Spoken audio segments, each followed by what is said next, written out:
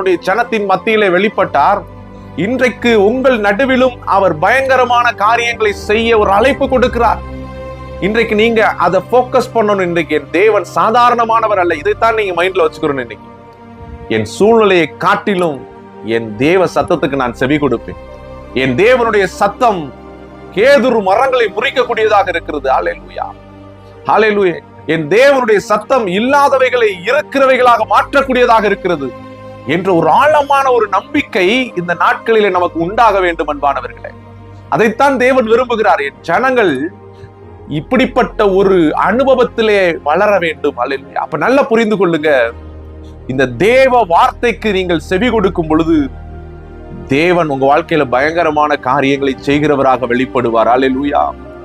அப்ப இந்த அனுபவத்துக்குள்ள ஒவ்வொரு நாளுமே என்னுடைய வாழ்க்கையிலுடைய பிரச்சனைகளை காட்டல என் தேவன் என் வாழ்க்கையில பயங்கரத்தை செய்ய போகிறார்.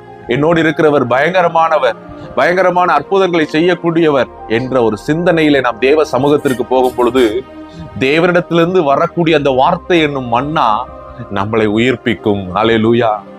நம்மளை உயிர்ப்பிக்கும்.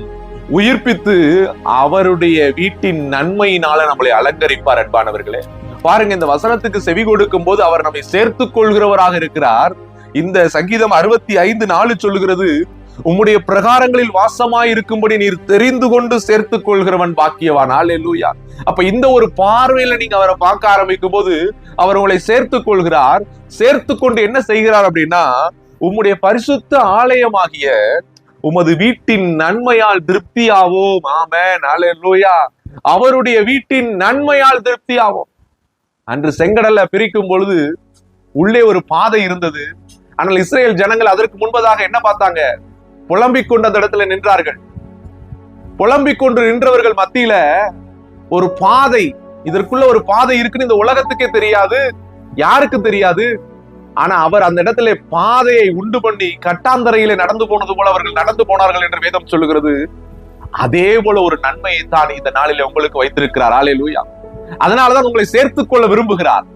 சேர்த்து கொண்டு ஒரு பாதையை காட்டி அந்த பாதையிலே அந்த நன்மைகள்